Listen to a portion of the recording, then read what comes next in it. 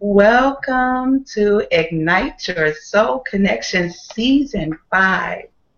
We are excited to bring you this year's conversation called The Tao of Master Force. We have amazing guests lined up to share with you on a variety of conversations based on the curriculum of our Master Force Life Coach Certification Program. Master Force is a movement, a curriculum, and a process that has been in our community for the past 25 years. Its main intention was to assist young people in becoming self-actualized at even a younger age. In the latter years, it became clear that parents needed just as much of our support so that they could move forward in their own lives as well. Thus, we created the MFC Life Coach Certification course. We now have close to 100 individuals in our medical spiritual 16-week program that have been certified. Wow. In this teleconference, we share what we call our Master Force mobile curriculum so that you, the listener, can get an idea of what our coaches are and the difference that Master Force makes to the community as a whole. This is our 5th teleconference that we are gifting to the community at no charge to you, and we are so excited to get started with you guys tonight. Okay? My name is Icha Devi. I am going to be the host for this evening's talk, and on the line we also have Musham Suit. We have good evening. We have Erin Jenkins. Hi. Hi. And we have Alanda Gregory. Hello. Hi. I'm so glad to have you guys on tonight. We took a night off. We were celebrating me. Yay! It was my solar return. And on Monday, we kicked off with our greatest gift, Breathe to Center, BTC. So it was very exciting. We had 2 other guests, and we talked through how to utilize your breath to ground, heal, and nurture your avatar.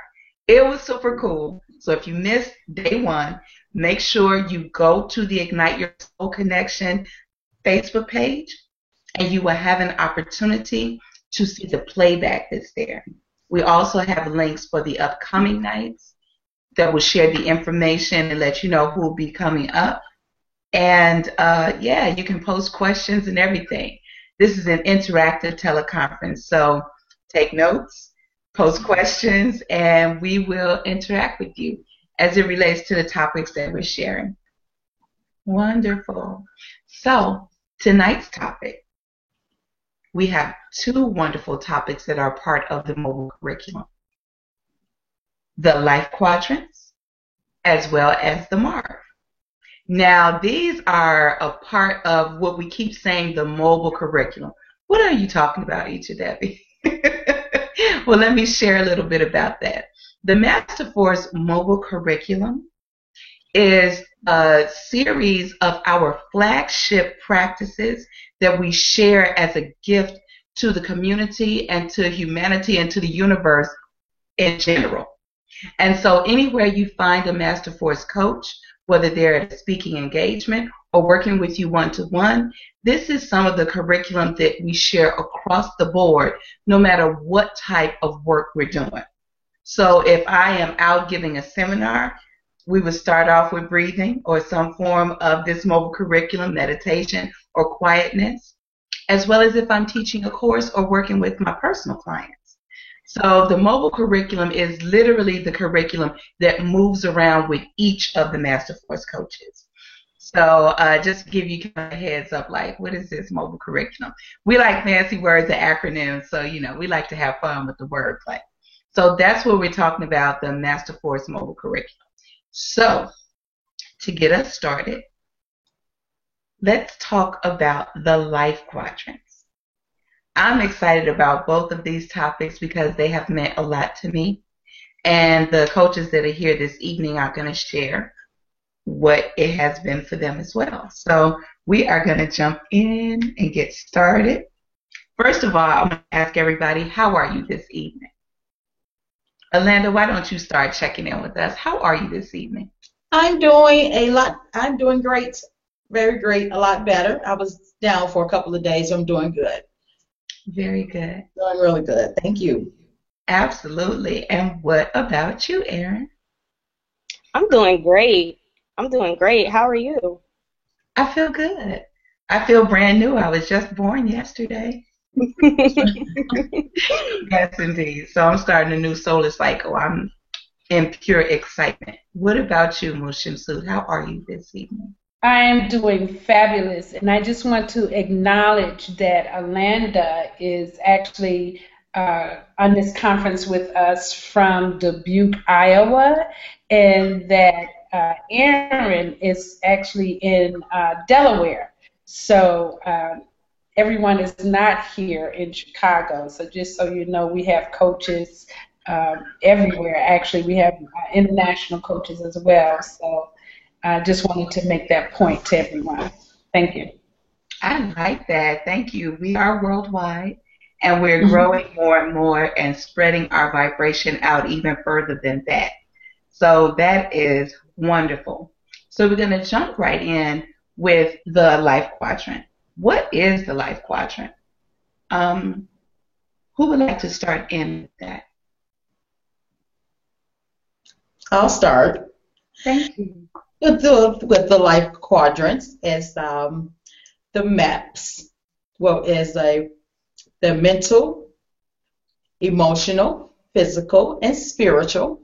And that's part of the Master Force curriculum that we use in determining. It's not really determining, but it helps break down the life science of what we do. So you have the mental, you have your right brain, your left brain, and everything we do in your life is with rational thought or creative thought. So that actually the life quadrants, there's different parts of our being, so to speak, that we go through daily.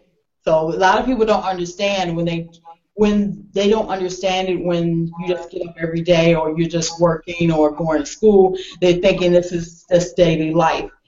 And when you break it all down, it's, the life quadrants, it's pretty significant. I didn't realize it and didn't understand it until after we actually took the curriculum. So, it's deeper. I know I don't want it to be too wordy because I don't want to say too much, but it's basically from what I've taken from it, I've developed more of myself and understood and got down deeper into my life's work and the mental, the emotional, the physical, the spiritual, because it all has to be balanced. And I know that's what I've learned for me, that it all has to be balanced. Otherwise, you're not going to, to me, it's not going to be, I won't say you won't live your full potential, but you won't live your full potential if you don't have it all balanced. And it's a daily work. You can't perfect it. It's not perfected. It's just a daily work.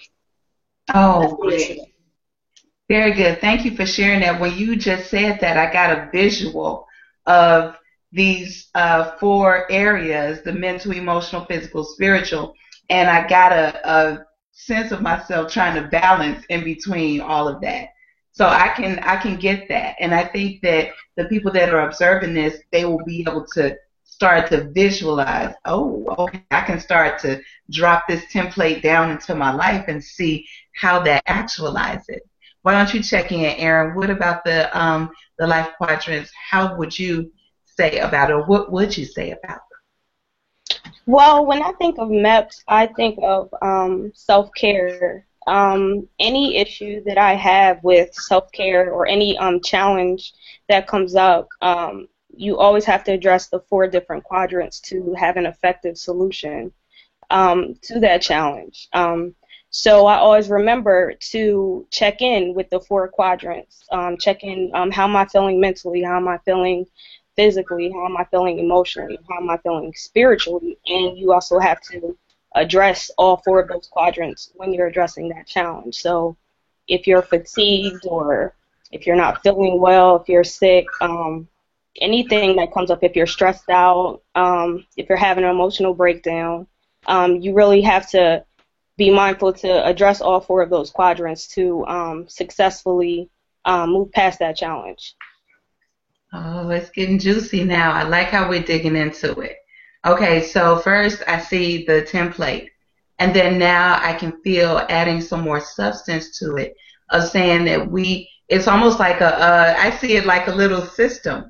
Run everything through the little pieces of the system and see where is this situation at mentally, emotionally, physically, and spiritually for myself.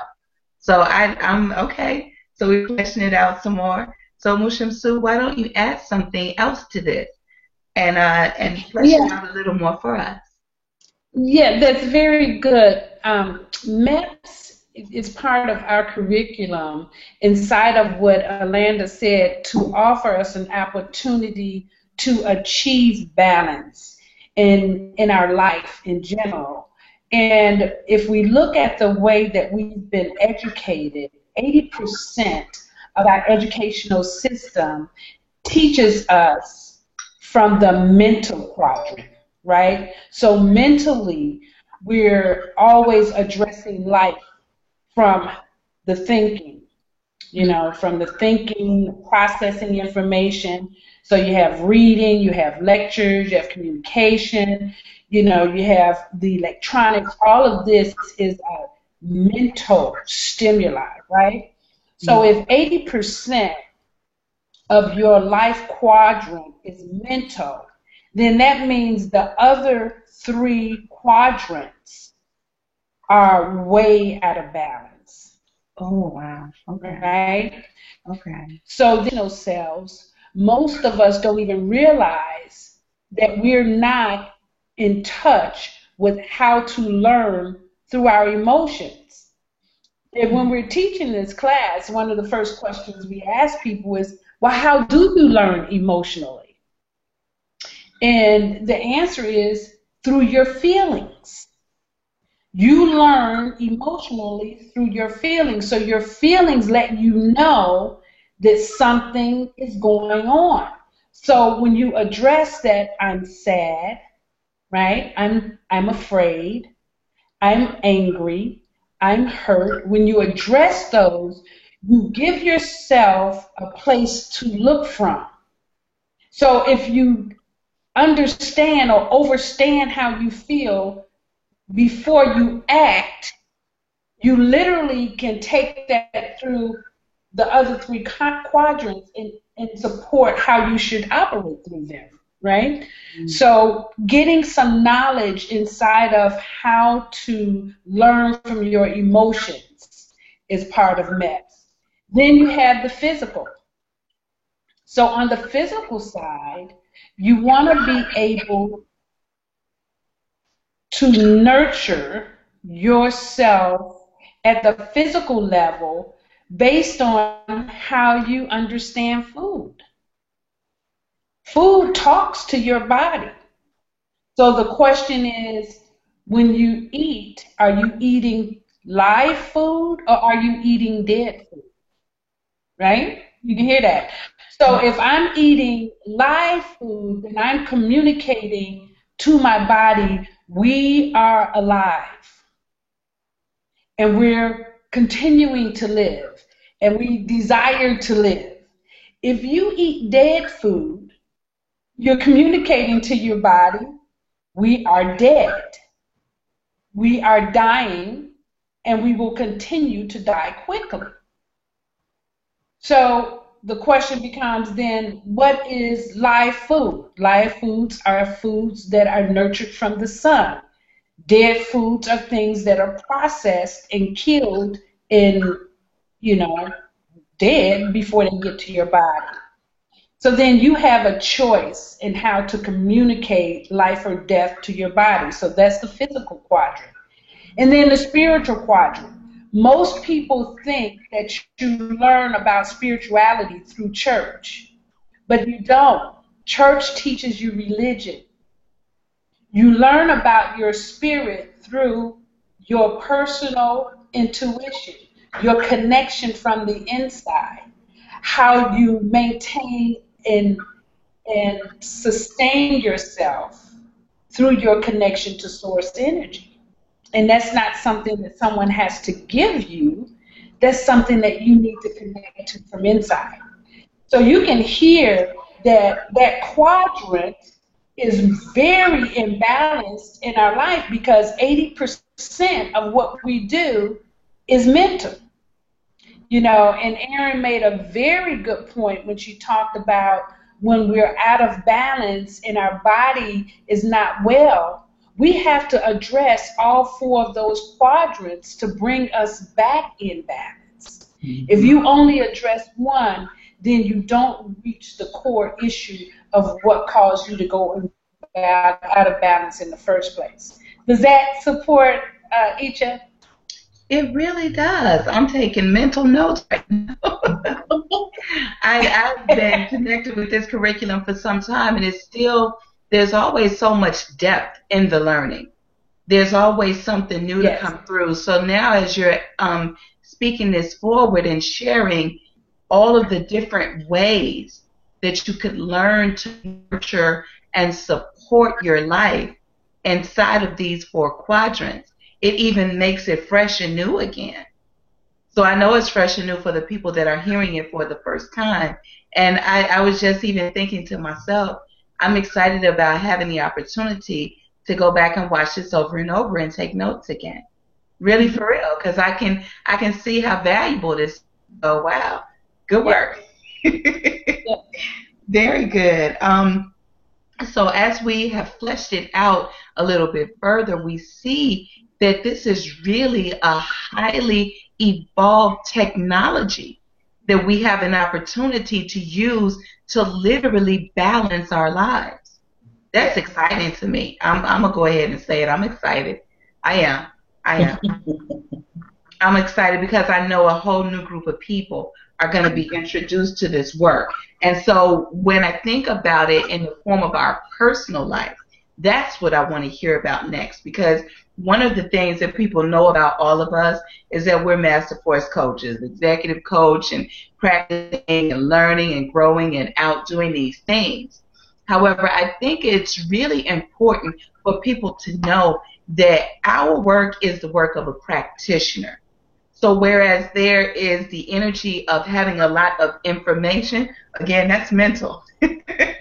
We have a plenty of information. However, the technology that we have of adding in the emotional, physical, and spiritual and grounding that in our everyday, that's the part that I think is going to create the real connection for people so they can see, what does this look like on the ground running, right? Yeah. Amanda, talk about this. Talk about this in your personal life. Well, I can say that I definitely have recently, I can just say as recently as the last couple of days, that I had to go in and tune in to in healing myself. Mainly because I had the nutrition. I had to listen to my body because a lot of people don't understand, like when you're sick, you want to go and fix it. You want to hurry up and fix it. And I don't take medicine. I not comfortable, don't rush to doctors. So I had to truly tune in to balance what have I did, what have I done. I had to backtrack, nutrition. I had to backtrack. How am I feeling about it? What have I been doing for the last week? I worked for 8 days straight. Oh my. 8 days straight. So I had to tune in finally, tune in, heal, and really check in because I overworked. The mental quadrant was working all week, all week, and I was doing so much that I didn't do the nutrients for my body, didn't check in spiritually, I didn't meditate this week. I did a lot of overloading on my brain, and I didn't realize until, like you said, the whole thing with the affirmations that we did the affirmation I did was flighty, scatterbrain. So I was all over the place because at night I was studying. The new technology is something I'm learning now and what I want to apply. So at night I'm listening to these books. I'm writing things. And I'm working. So in my everyday life, just recently I used it with the mental, emotional, physical. I've exercised. I added exercise to my daily routine this week. And it's just really amazing how I just did all this extra stuff. And it finally got me this week. So just recently, I just got back into balance, and I've tuned back into balancing my life. So I got back into a routine, and this is how I use it every day. I even do it with my husband, However, I do it enough to practice because you do have people around you that are watching you. They are observing what you do. So being from a practitioner standpoint, this is something you just can't do because you're putting on airs. This is something you really have to let it sink in. You have to absorb what you practice. You have to really carefully, you have to be vulnerable. For one, you have to be vulnerable to learning and just relaxing, because some people don't want to relax. Some people want to be superwoman, and that's what happens. And so the part with using the MEPS I used it the last 4 days. I can tell you that since Saturday, I've MEPS all from Saturday to today. I use MEPS over and over again, and I'm telling you, I'm doing excellent now. But in everyday life, that's what I do as far as I'm concerned. I mean, I can talk about what I do for others later, but for me, that's my practice. So I can really connect with that. You're saying that over this past period of time, you experienced something in your own life physically where your energy was off balance, and you could feel it.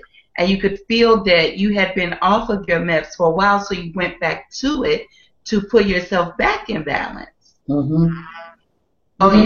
Oh yeah. One of the things that I know is the energy of actually. So I'm hearing a little feedback. I'm not sure where that's coming. I'm thinking when we're not talking, maybe if we could mute, that might help. Does that help a little? Okay, maybe that. I'm not sure. So maybe that. Okay, let's see if that helps. Yeah, let's see. So, I wanted to, that was a very good demonstration that Alanda gave. And she gave it from being off balance, right? So to maintain balance on a daily basis, we can also create rituals for ourselves or practices, daily activities, to have us be clear about where our balance is, right? So if you look at mental, emotional, physical, and spiritual practice inside of your daily use, one of the things that you can look at mentally is how much stimulation am I taking from the outside. So a lot of people don't realize that they are consistently using their telephones, they're consistently on the internet, they're consistently looking at television, they're consistently listening to the radio, they're consistently reading the newspaper, magazine, books, right? All of that's mental. So if you know that you are always doing that, you want to think, what is something that I can do to alter that a little bit so that I don't become too far gone inside of that quadrant?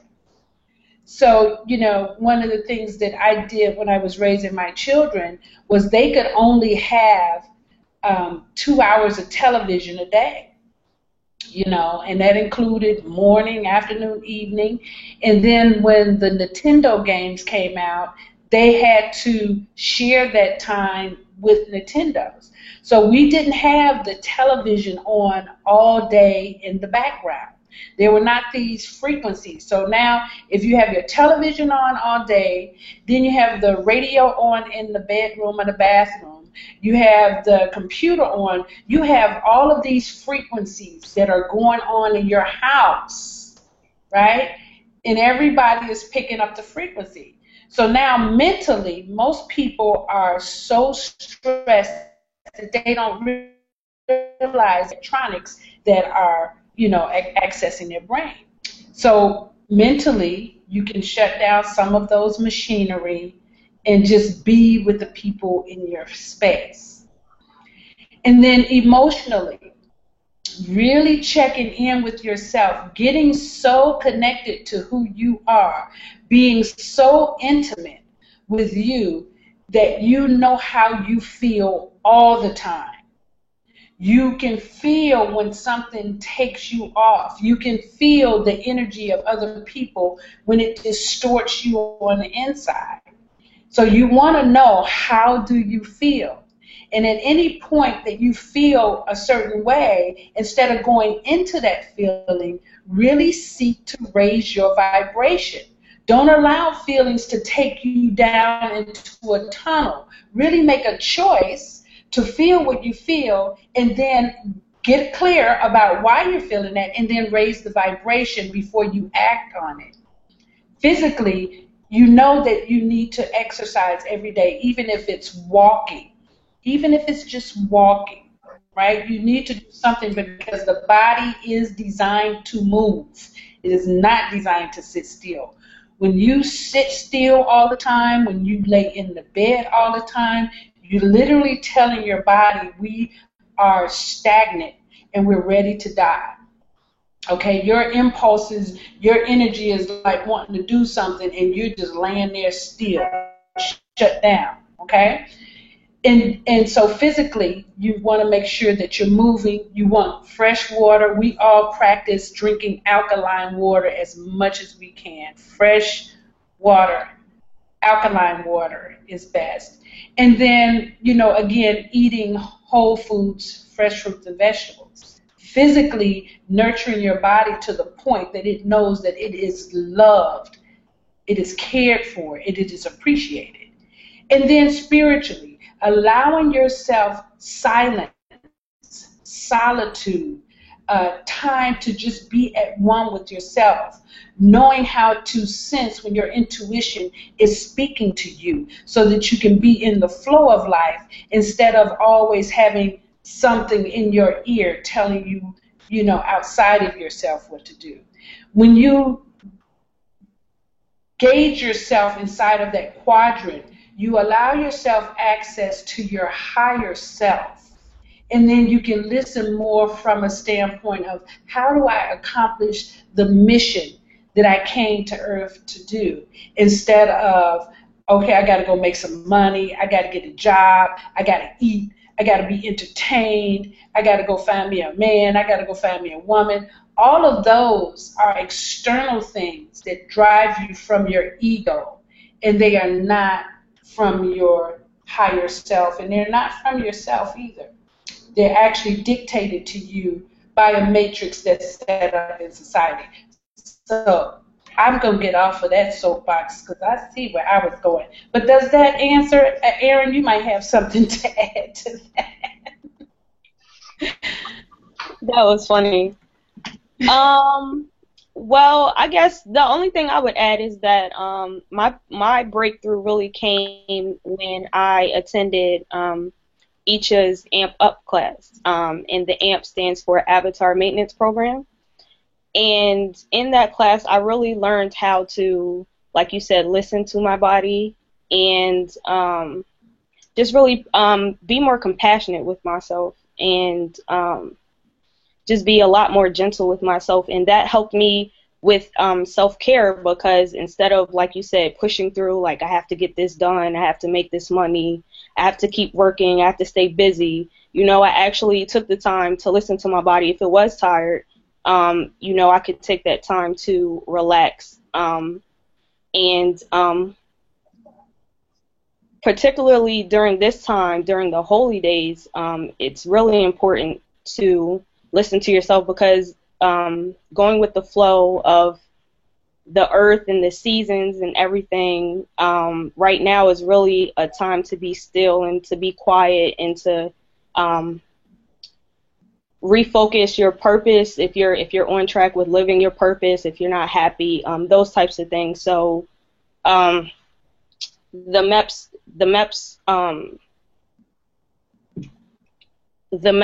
MEPS procedure is it's just vital to living every day, I feel. In everything that you do, it's just very important to listen to your body and to really give it what it needs in order for you to be at your best. Mm-hmm. I can absolutely relate to that, and I love how you went through and showed the different areas, Mushinsu, of how to look at them and what specifically to look for in each one. And then also, Aaron, I love how you were saying too, the energy of looking at this and actually acting on it, allowing yourself to actually slow down and move into the intimacy of self-care. That shows a lot of self-love. When we care for ourselves in this way that we're talking about, this is what we mean when we say intimacy, and this is also what we mean when we say how to love yourself, how to actually do it.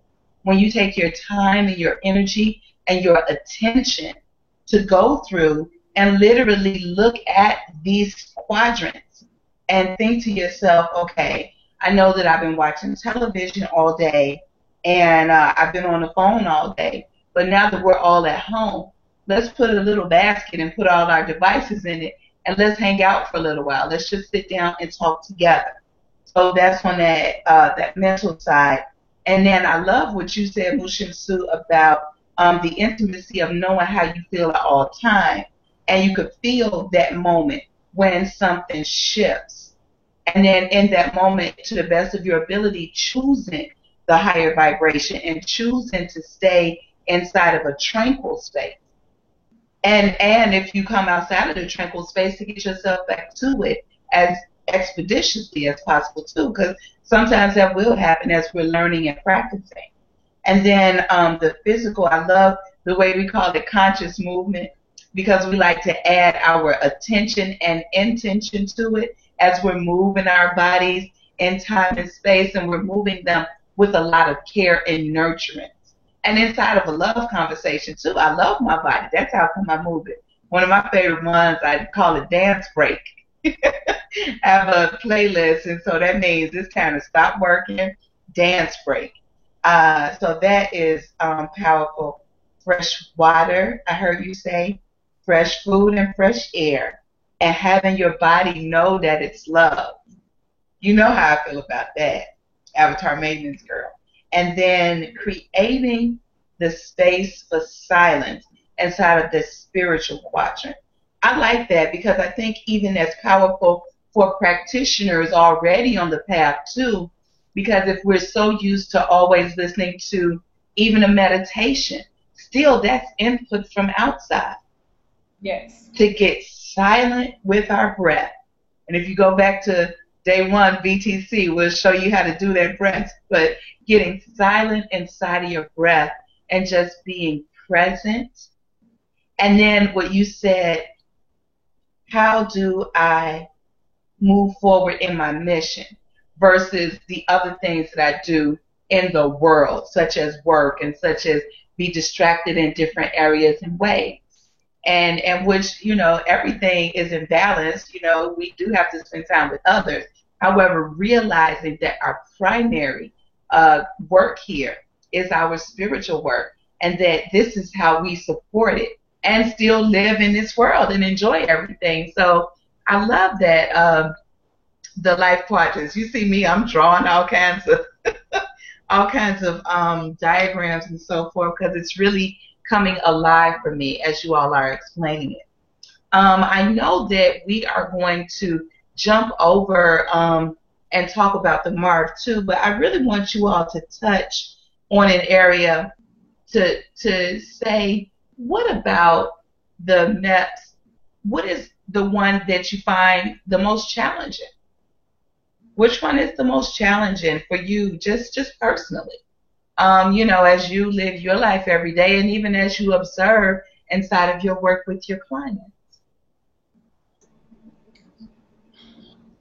Alanda, I see that you came forward. What did you want to say? That is very good. The most challenging, I have two. The most challenging is emotional and the physical.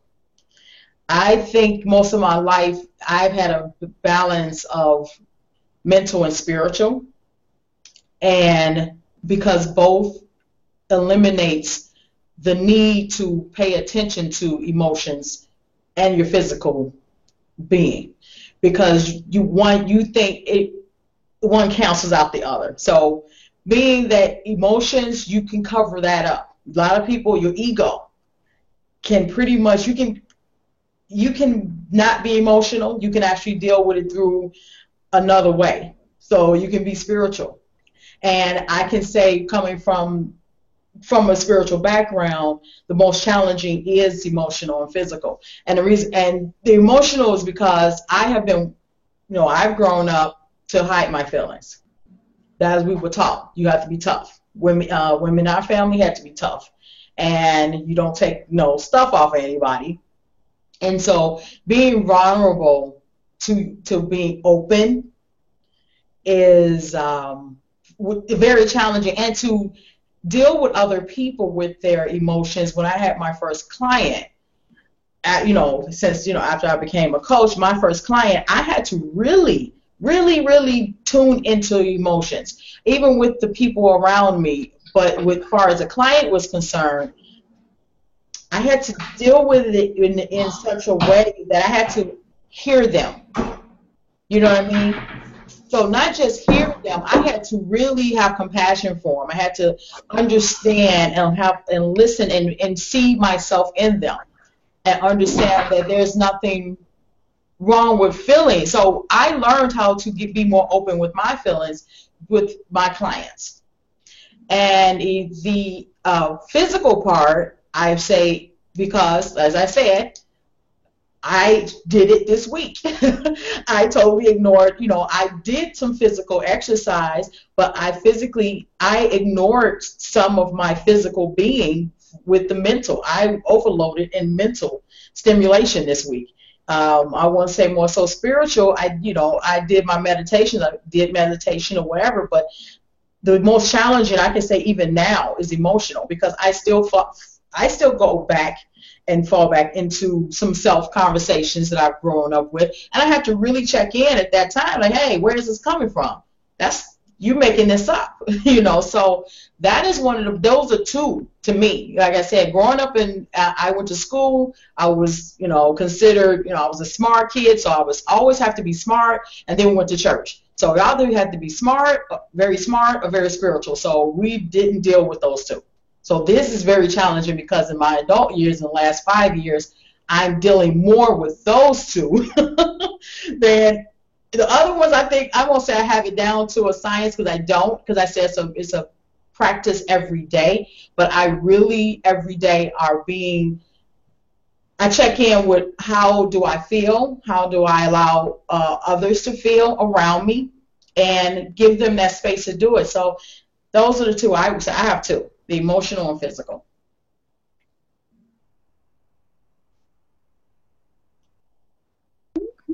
What about you, Erin? Why don't you check in and say, is there one that you find to be more difficult than the others, or that you observe with your clients? Sure. The one that I was challenged the most by was mental, because for me, I used to overthink things a lot. Like, my mind was always racing. And I used to even have problems sleeping sometimes, because my mind is just going, and I couldn't fall asleep.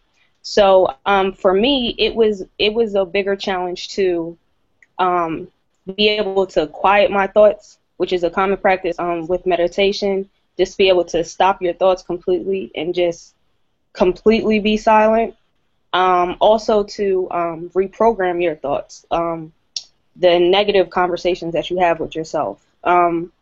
Just that was more of a challenge to me because I guess I grew up, like Alanda said, you know, you always had to be smart. I was always good in class, always had to get honor roll. So to quiet my brain was like the opposite of what I had learned up to that point. Mm-hmm. So that was my biggest challenge. Wow. I can hear that. And I know that there are people that could resonate with you on that as well. Because I think just like Mushimsu was saying in part of the introduction, 80% of the way that we're actually taught in our actual school system is on the mental side. So it seems like that would be the one that might be the most challenging to bring into balance. So I can most certainly hear that. What about yourself, Mushimsu? So I'm actually challenged, I think more so emotionally. I am what people would call an empath. So I grew up highly sensitive, but I didn't know that. I didn't know what was going on with me. I just knew that I felt everything. And so as a child, my stomach would hurt all the time. And I remember having to go down to the school nurse because my stomach hurt. I remember even in college having anxiety feelings in my stomach, just constant nausea and, just digestive issues. And I had no idea why that was happening until I started going deep into this work. And of course, like we said on Monday, that all of the nerve endings are in your solar plexus. So when you're feeling something, right, your nerves are in your stomach. So most of us haven't realized that fear and excitement feel the same, mm-hmm. right? They feel like, this agitation. If we're excited, we call it butterflies. If we're scared, we call it, I'm stressed, my stomach hurts or whatever, right? Mm-hmm. So because of that hypersensitivity that I have had growing up, I now have to be responsible for how I feel. I have to be responsible for the energy that's around me. I have to be responsible for when I go into a place and I can feel what's there. Mm-hmm. So, I don't just let myself be invaded with other people's feelings. And, there are times that I practice allowing myself to feel what other people feel. I remember even being in my teens and praying very earnestly that I would not become a cold and bitter person. And I asked God, please let me be a person that can feel, because I was around people that hurt people. And they were afraid of their feelings. And so they did some very hurtful things to children even. And I wanted to be able to feel. And there's a saying that's a double-edged sword, because I feel very deeply. However, I can now feel, and I know how to breathe to center. And I know how to create processes and other things to decimate those feelings, but also to make a difference with what I have felt. What I do know is that if you can't feel another person's pain, then you can't offer them very much assistance. And then if you feel too much for someone, you can offer them assistance that could hurt them. And you see parents do this a lot of times. They say, oh, I love my baby. They so cute. They so da-da-da-da-da. And then you forget to correct and discipline them. And then they become someone who is not a contributor to society, but someone who takes all the time. So there has to be balance inside of that. So I would say that my biggest challenge is emotional, and I'm willing to grow into change. Thank you. Thank you for sharing that. And I love the parameter that you put around there when you said the word that I think is going to even raise this conversation even up to the next level. You said responsibility.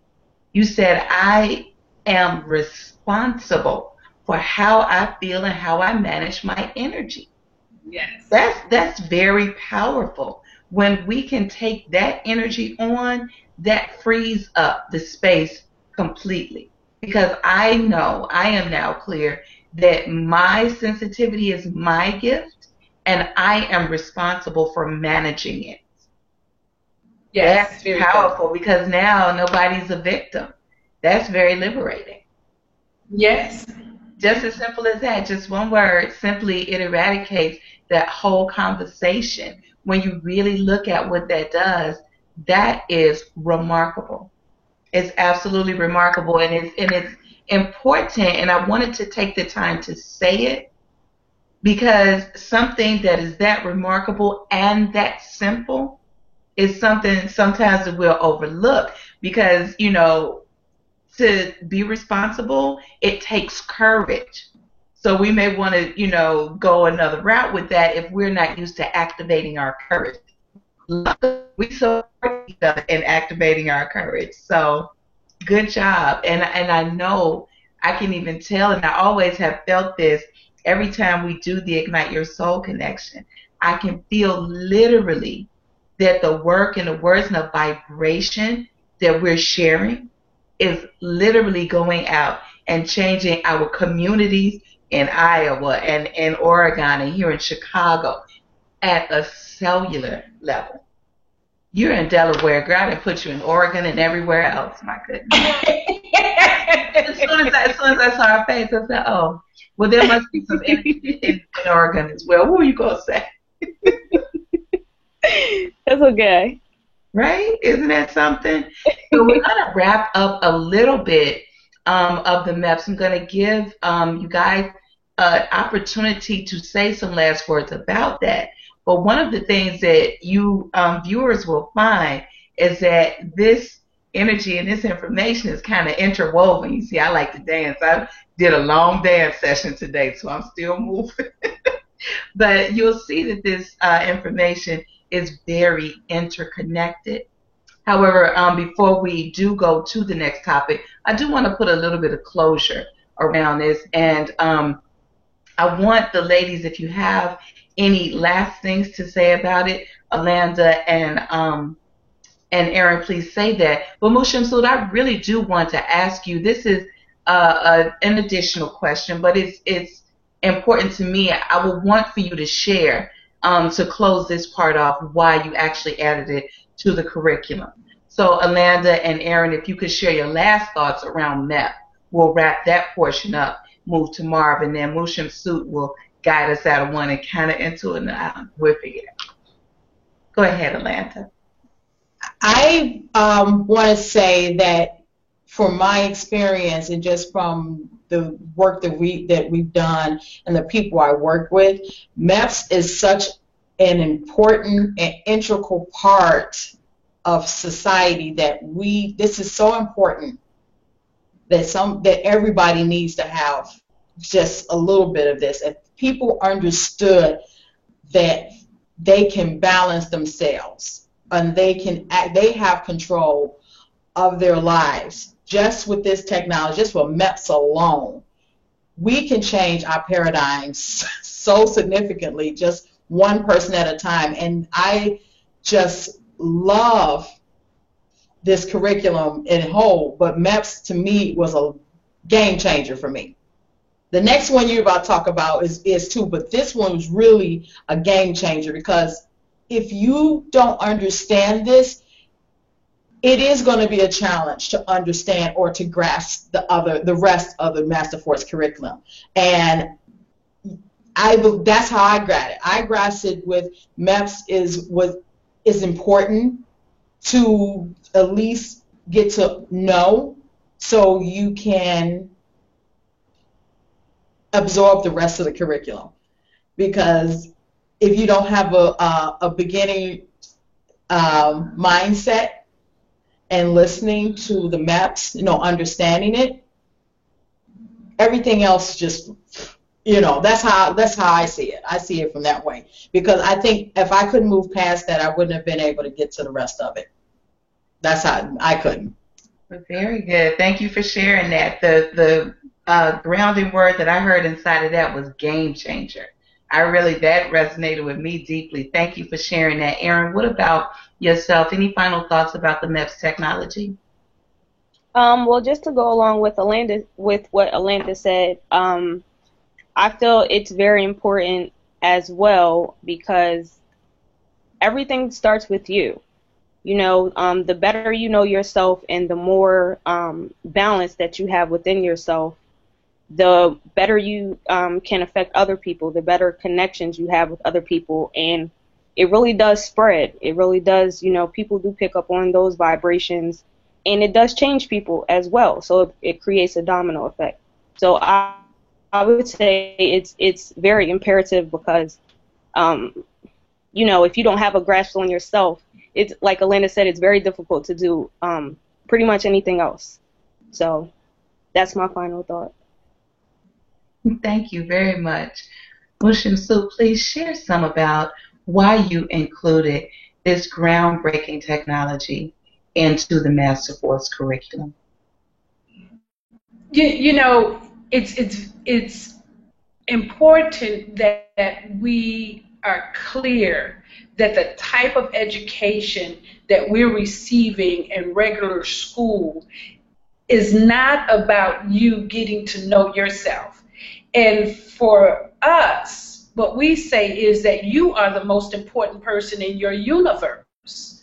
So if you don't know who you are and all you're constantly doing is trying to get somebody to love and approve of you, then that takes you on a journey that is away from your purpose and away from your own heart. We're almost trained to entertain life instead of to be in life. We're running around, we're doing so many things, but the most important person is you. So MEPS is the grounding tool. MEPS is the life quadrant because its purpose is to give you life, so that you can look and see that there are 4 aspects of who you are that need to be understood, that need to be balanced, and need to be nurtured on a daily basis so that you can get very clear about how to easily go through life. So when you get grounded in yourself, you don't have to look for easy street. You empower yourself through your mental, emotional, physical, and spiritual well-being. See, and then that's the other piece that's missing, that spiritual piece. We think that it's about worshiping God, and we think that it's about tithing, and we think it's about feeding the homeless and those type of things. But spiritual is about how do you connect to everything in life. How are you connected? And if you don't have a connection to source energy, then how do you connect to other people? So you first have to start here and ground yourself. And so MEPS is that grounded tool. And that's why we included it, because we really can see that no place in our education are we taught that you are the most important person in your universe. So MEPS is your life quadrant to hold you there. Does that answer, Icha? It really does. And now it makes the progression even much more clear. When you look at what we did on day 1, when we talked about breathing to center, that enlivens the avatar. That puts life literally into this avatar. And then now I can hear you saying that this grounds us in this avatar, in our life, and in our purpose. Mm-hmm. Oh boy, now we're going to Marv. What are we going to do now? What are we going to do now? Right? Now that we found this love, what are we going to do with it? Yes, I did that. I just did that. It happens like that sometimes, right? So, again, I love the fact that this is the mobile curriculum. And I want to say again that this literally is your gift. This is something that you share freely in the community and in the world and the universe. This alone, these three concepts alone, could shape your life in such a way that you wouldn't need anything else if you really worked through them. So this is very powerful, groundbreaking technology. And so let's jump into Marv. Marv is another four thing. It's the fourth thing. It's another acronym. It's another acronym with four letters to it, and I'm excited for us to jump into that. Alanda, would you go ahead and just illuminate what is this acronym we're talking about? These four letters. This Marv. Who is this Marv? Marv is the one you really want to know. After the MEPS, you want to know Marv. Marv is the meditation, affirmation, relaxation, and visualization. And the technology behind that is basically what it means. You know, meditation. And what is meditation? Pretty much you're centering, you're grounding, you're connecting with source. The affirmations, you're affirming what you want. Not what you want, but what where you are, who you are, what's around you, your environment. You're affirming. And I don't want to touch a little bit on the affirming, because affirmations can be done, and some people don't realize your self-talk is an affirmation, good or bad. And so that's the affirmation part. The relaxation, exactly what that is. You're relaxing in the flow of this. You're relaxing. You are okay. All is well. And visualization. You have what you want. You put it in your view, and this is how you want it. This is what you want. This is how you want it. And when you put it in your view, all of that, you can meditate on it, you can affirm it, relax in it, and there you go. So it's a powerful tool. And with the Master Force curriculum, this is really show us how to redirect how we've learned this all our lives. Because as Moot says, in school, you learn how to go to school. You know, you're learning, you got education, you learn these subjects so that you can get a job, people can approve of you. But this takes you into another direction as you have a goal. You want to meditate on that goal. You want to meditate on how you're going to get to that goal. You're going to affirm how what is going to get you there. How are you right now? And so in the past, we've learned other things, and we've meditated on stuff. We meditate called worry, and then worry becomes what? You're speaking things that not even real, but you make it real by speaking into it. So this is a whole different technology that takes you away from all that, because historically, we have done it, but it's in a whole nother light. I won't say it's not wrong. It's not wrong. It's just that how we were conditioned.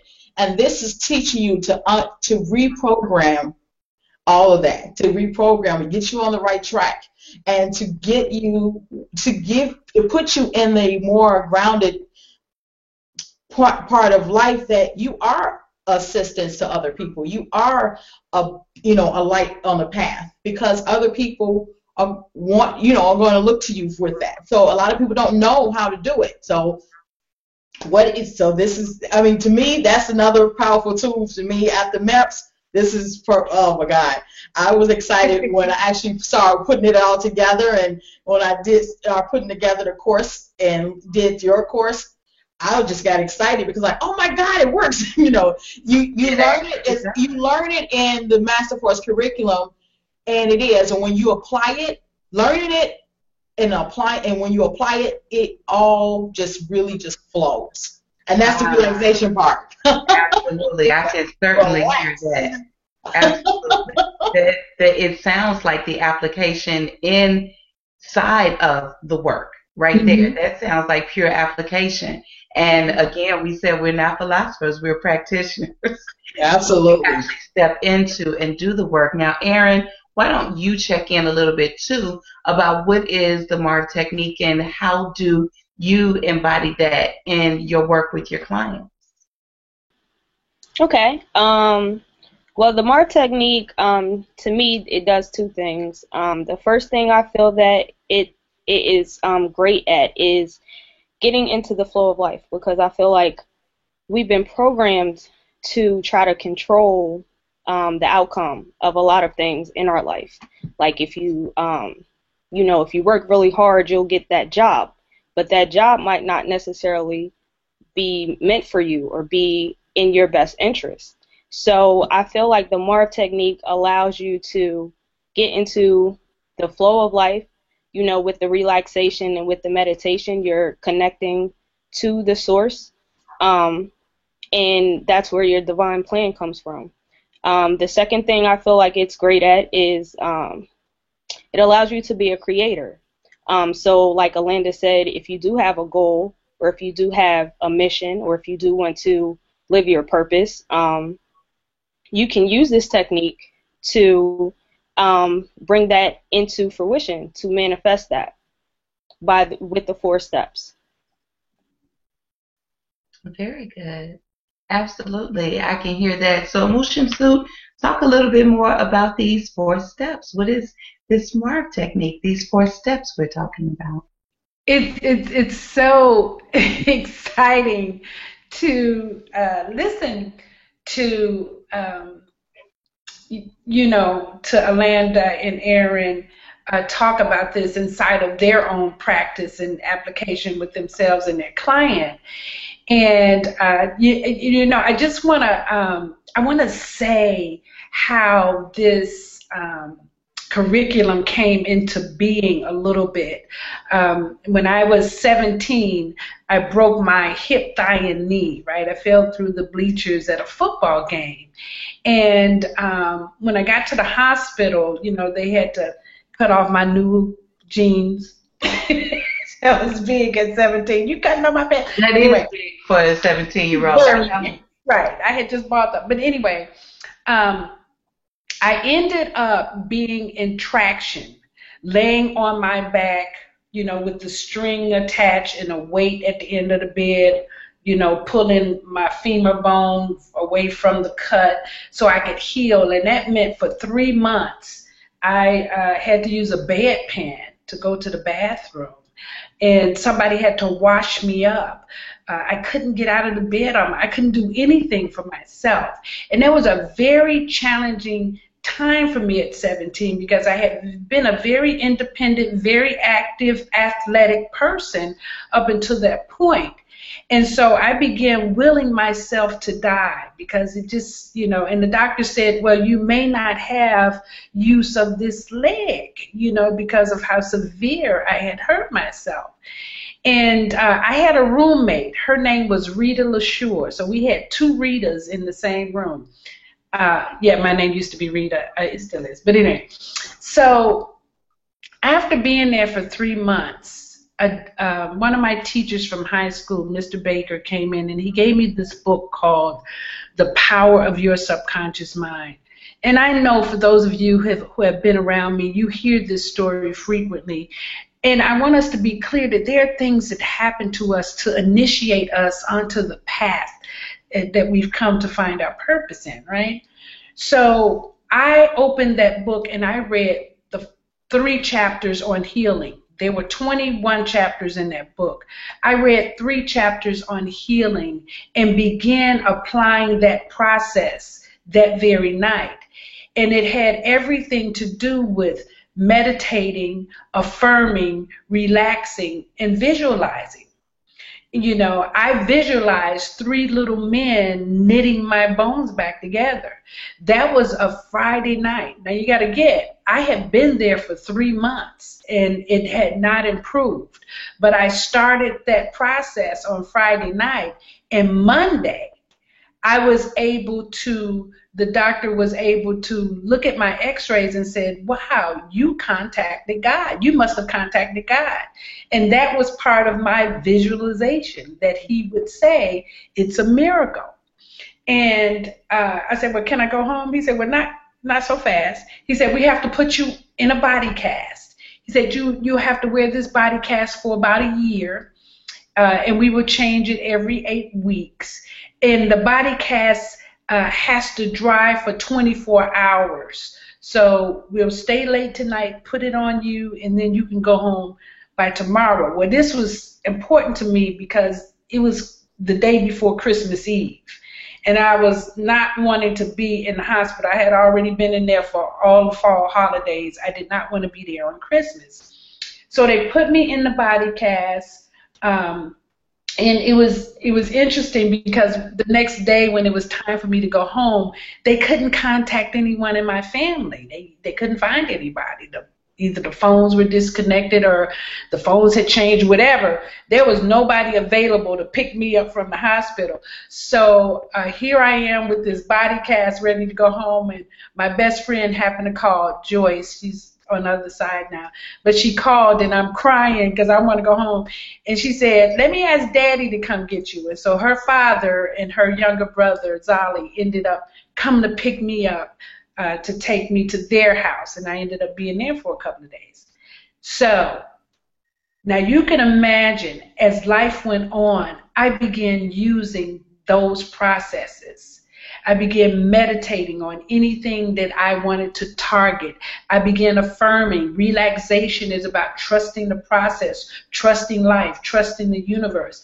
Visualization is about seeing the end result and staying committed to that instead of trying to figure it out and making it happen, right? And that is what the Marv technique is.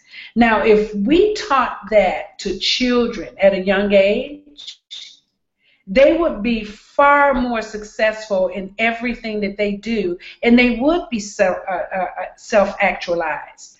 When I found out in my early 20s that they actually taught the visualization process, and that Michael Jordan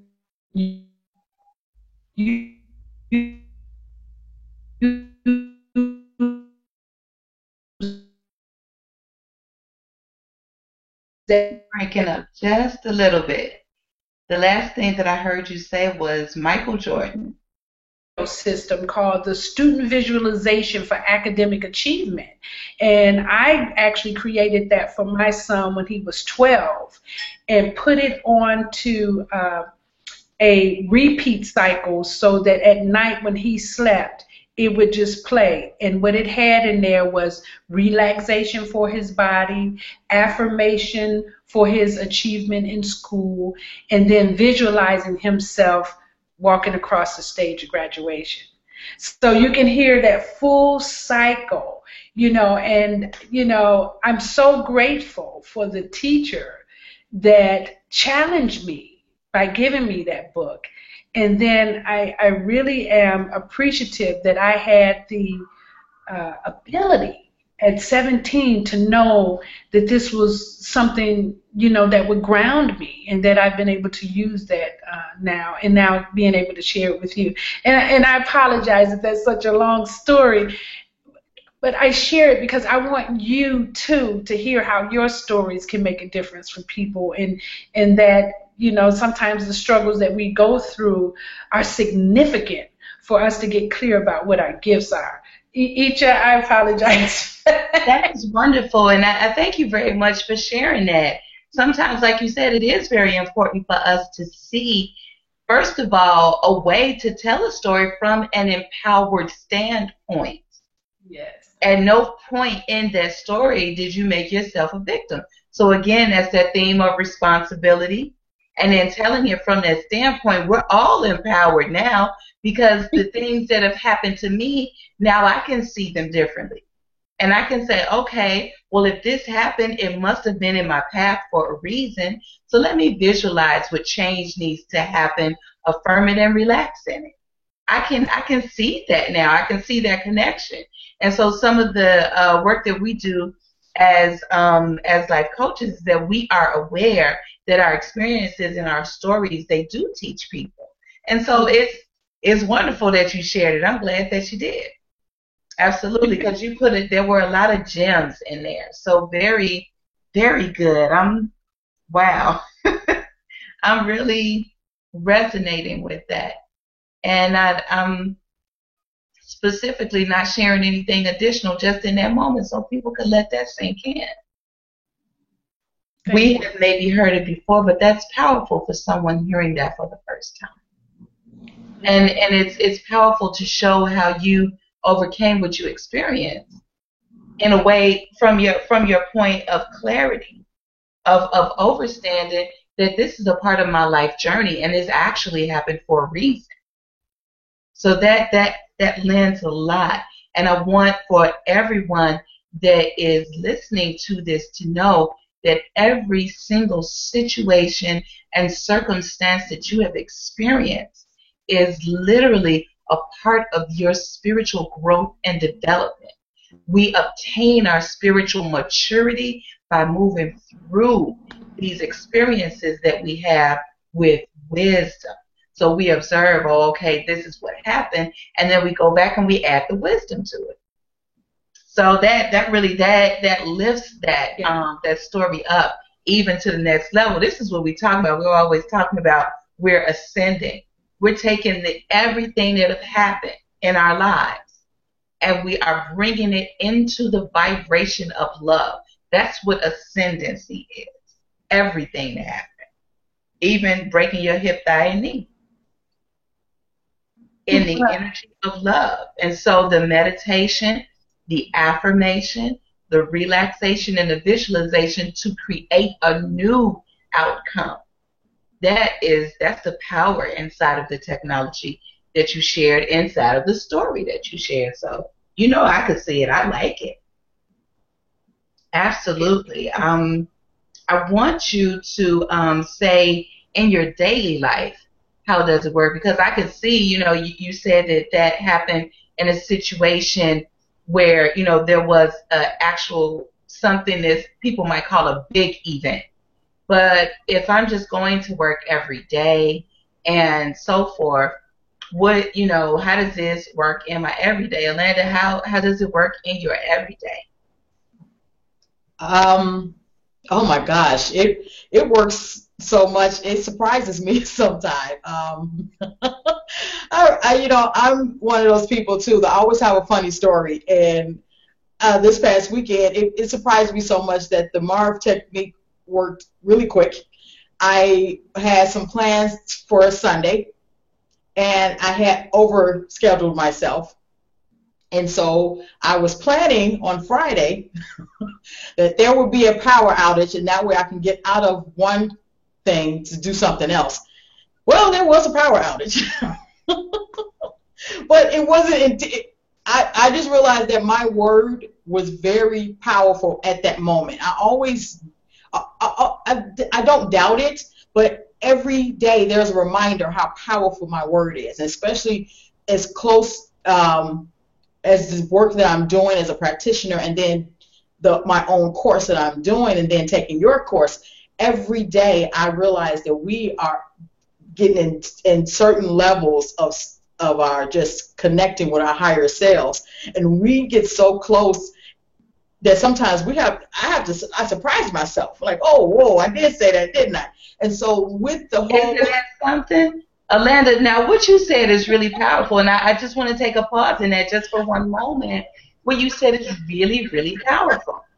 We literally are utilizing this technology all the time. What we're doing now inside of the Marv technique is adding intention to it. Mm-hmm. That is a very clear distinction.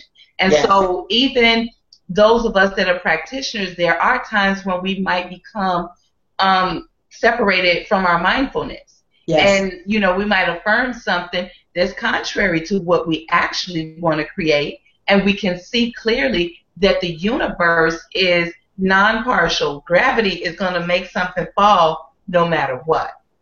So the energy that we're talking about, this is a universal concept. And so whether we are, like you said, whether we're affirming what the world may call negatively or positively, and visualizing in that same regard, we are going to create no matter what, because that's who we are. That is spiritual truth in action. So you just clearly demonstrated that if and that's totally it. That's it, because I go back, and like I said, being from the spiritual background or the church background, I always affirmed that, we were made in God's image and we're creators. And so when I did start going through the Master Course curriculum, it started really making sense to me. And I said, well, we are creators. Therefore, I'm going to create what I say. So every day, what I do in my practice, I apply it every day. If there's something I want, there's an intention there, there's something, I don't put negative energy behind it. I don't think of an outcome. I just relax in it. My daughter had an issue with something. I just then I stopped, and I just sent positive vibes her way, energy her way, that all things worked out. And true enough, today, everything worked out to exactly totally opposite what she thought how it was going to work out. Just doing that, I set intention for her, just doing it for her. So every day I'm doing this I could just go on and on. And by the way, Rita, I do tell people the story with my clients about the story. And anybody that's listening that are my clients, here she is. This is the one I was telling you all about with the hip, thigh, and knee. This is the story. And I tell that story because to me that is the most evidence of what this whole techniques, that is the evidence. I can give a whole story, a whole spiel on what I've been through, but that is clear-cut evidence of Marv right there. And I give that I give that story every time I talk to my clients or other people, and that's it. Wow, So, thank here you. she is. I know, right? There she is. Thank you very much for sharing that, because like you said, to be able to have a clear, definitive way to see this concept that we're sharing, because I do know that this is new.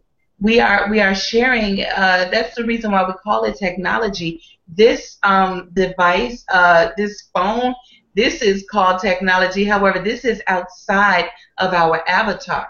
Okay, our actual body, our avatar, the system that we have is multi times more sophisticated than this. So to learn how to actually be present with all of the technology that works inside of this specific amazing creation is the power that we have available to us. And one of the ways that we ground and harness that power and move forward in the work that we're here to do as spirit beings is inside of what we have shared so far: the breathing, the life quadrant, the grounding, and then now in the creation process of the Marv. So we are, right? And then we ground ourselves, right? And then we create. It's simple as that. It's just as simple as that. And so, Erin, yes, when you think about utilizing the Marv technique just on the day-to-day, what is a way that you could share how you move through that in your daily? Just another example so people can hear it from another perspective. Sure. There came a point in my life where, I was in the corporate world, and I decided that I felt like I was put here to do more. So since then, that was March 2013. Since then, I left everything, I dropped everything, and I embarked on an adventure to completely recreate my life. I moved to a different state. I left that job with no other job lined up. I got rid of my car. Um, I mean, I started a company. I've just completely reformatted my life according to what I felt my purpose was, which was life coaching. So since I began life coaching, there have been multiple things like I wanted to be more specific in my marketing for my company, and so there was just like a flood of information that came to me about marketing. Um, I wanted to get a new car, and like every time I'm on the road, like the car that I want will pull in front of me on the road. Like it's I mean, once you get the technique down and you keep reaffirming things and you stay present in what your goal is, and you stay faithful, like you relax and you allow it, you ask for it and then you allow it, you don't keep asking. Once you get the technique down, I mean, you can really just do anything. Like it's really amazing. Like I said, you can really be a creator for anything that you want. And that's really the journey that I've been on since March 2013. So I'm still in the midst of that creation. I still don't have another job lined up. I'm still making it. I still have my own apartment, you know, and I never knew how these things would work out, but they did, because I stayed faithful on them working out, not so much like how or I don't know how, you know. You just have faith that it will.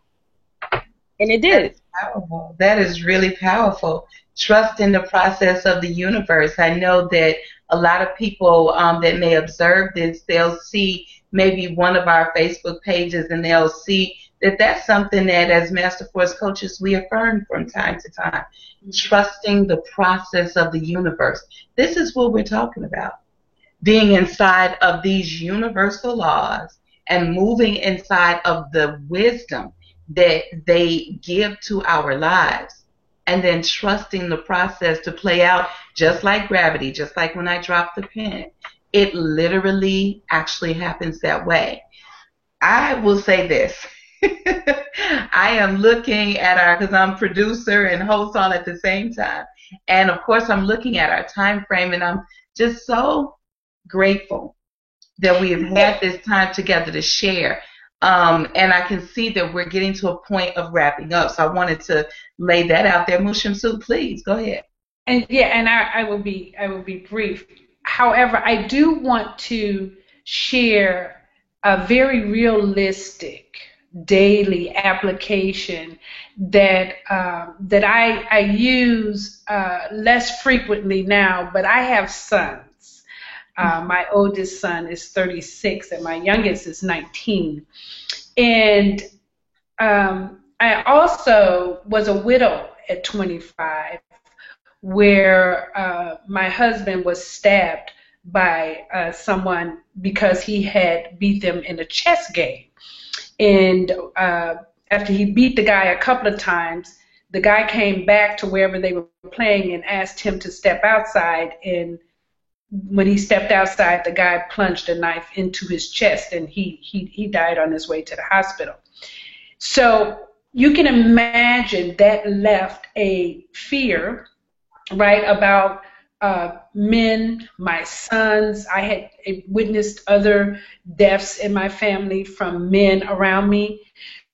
So I remember when my oldest son came home and said that he went, he enlisted in the military. He enlisted in the Marines. And my spirit told me, teach him a meditation to make him invisible to the police. And I did that. I don't know how I did that, but I sat with him and created a meditation with him where he would be invisible, not to the police, to the enemy, to his enemy.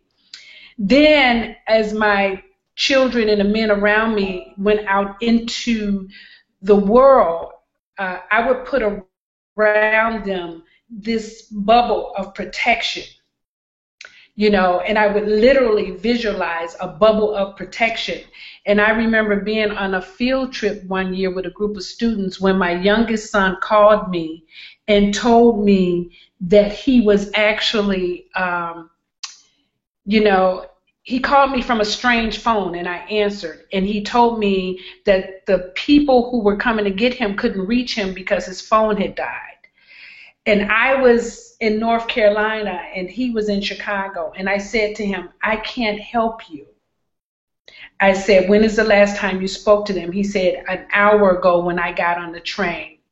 I said, okay, I'm going to trust the process. And I hung up the phone because he was on somebody else's phone. And I immediately went into a meditative state. And like Alanda said, I sent him energy, and I completely saw him surrounded with this light of protection.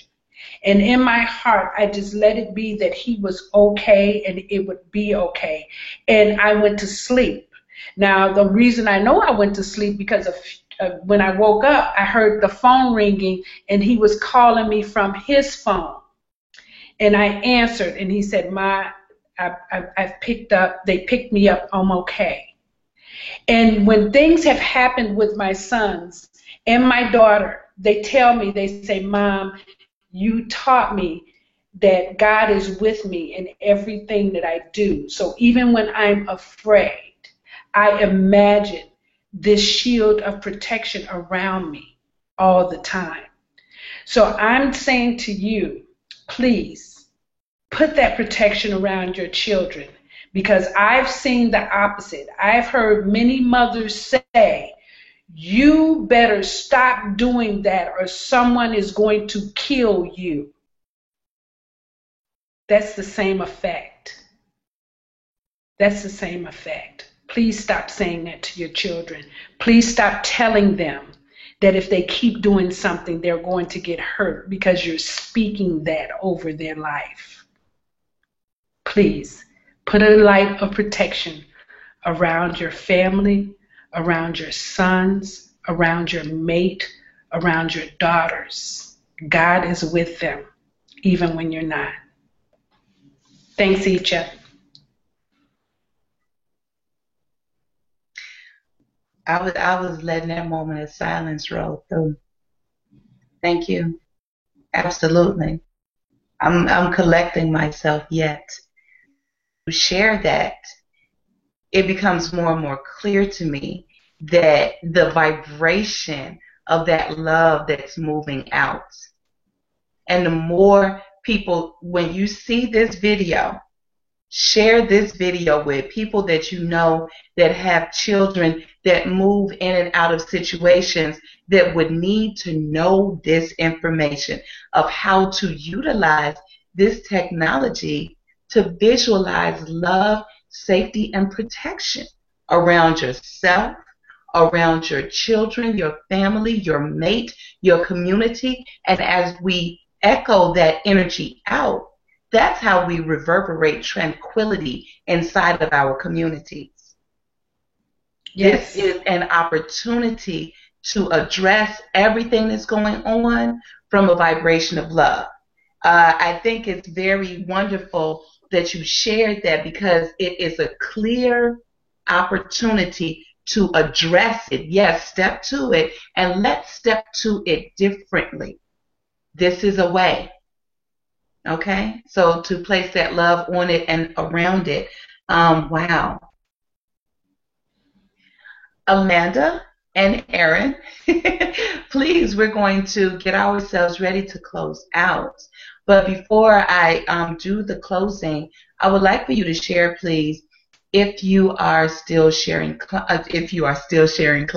I would like for you to share if you are accepting new clients and what your area of expertise is, and maybe just a little bit about your practice in general.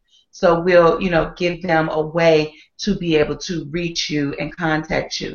And before we go into that, I want everyone to know that everything that we're sharing is going to be available on our Ignite Your Soul Connection Facebook page. It will be on our individual pages. It will also be available on our Masterforce Inc. website. So, and of course, the Masterforce Inc. website is where you can easily go and download the New Goddess Agenda, which is Mushin Su's amazing ebook that was just launched. and we're expecting print copies in early 2015. So if you want to get that e-copy and be right on the cutting edge of this work, it's all the same spiritual work. Oh, but this is coming from that new goddess, grounding that energy inside of that feminine. The divine femininity is magnificent.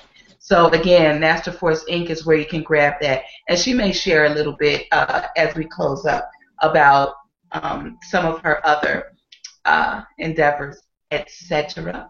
So please, Alanda, go right ahead and share. Are you accepting new clients, and how they can get in touch with you? Yes, I am. You can get in touch with me. I am on Facebook. You can actually Google me. You can Google Alanda Gregory or Goldie Loves You. I have a specific website you can go to, thegoldiepages.com, or you can go to about.me/Goldie Loves You, and that's links to all of the sites, to all of my fan pages, all of my websites. I am. You can also look up Phoenix Rise Productions. We are an entertainment and professional management company. We're professional services. So you look me up. I'll be more than happy to assist you. I have partners. Erin is one of the partners of Phoenix Rise Productions as well, and she has her own practice. And in addition to, we have our own practices where we also come together with the professional, with our professional services. I also have a course that's called the Genius Protection Plan. That's that's a course that we're doing right now. We're concluding. We're in our last week. That'll be next week. So I'm excited about that. And so we have new classes starting next year in the spring. So so you look me up. All my information is on my fan pages. Like I said, Goldie Loves You. Google Goldie Loves You or Alanda Gregory. Very good. Thank you, Alanda. Erin? Yes, I am accepting new clients. You can find me at findyourhappy.us. I specialize in teen dream coaching, where we help teens, identify what their dreams are and create a plan to help them reach those goals. I also specialize in abundance coaching or law of attraction coaching. I also have an e-course that is launching January 5th that elaborates on the Marv technique as well as some other techniques to help you create a life of your dreams or whatever goals that you would like to pursue right now. I'm also on Facebook. You can find me at facebook.com/lovelifeevolve. I'm also on Instagram, Tumblr, Twitter. But you can find everything pretty much through my main webpage. Also, you can buy tickets there for the e-course at findyourhappy.us. Very good. Thank you so much for sharing that. And Mushimsu, did you have anything that you want to share before I close our work for this evening?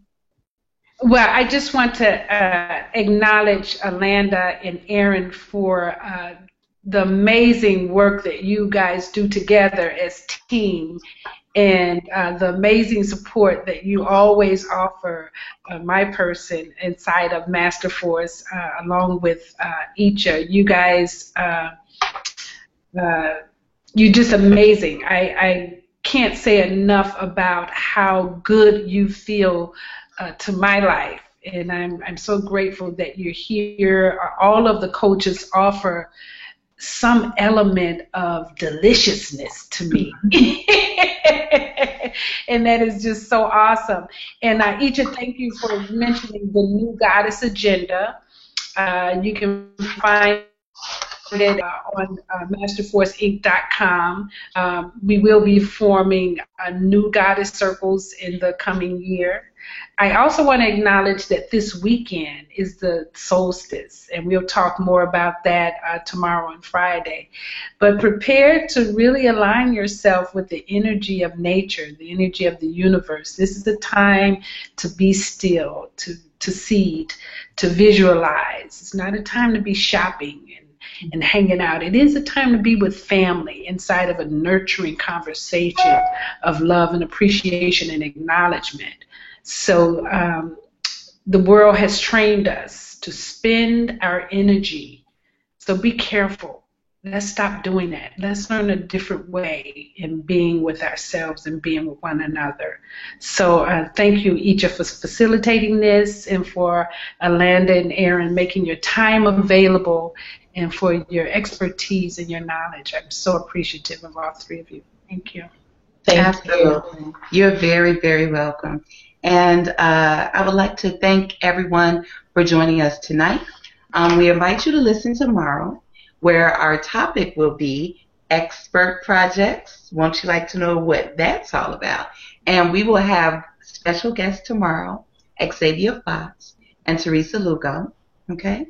And you're welcome to listen to the previous lectures by visiting our website, igniteyoursoulconnection.com. You can also go to our Facebook page, which is Facebook.com/Ignite Your Soul Connection, and our Master Force Inc. page, where again you could grab your e-copy of the New Goddess Agenda. That's available there. And let's see here. If you are seeking a coach and want to go to your next level, make sure you contact us at Master Force. And we are so grateful again that you all joined us this evening. This conference has been facilitated as a gift for you from Master Force, where it is our goal to see our children self-actualize at an even younger age. We are ascending. Good night. Good night. Good night. Good night. Bye. Peace.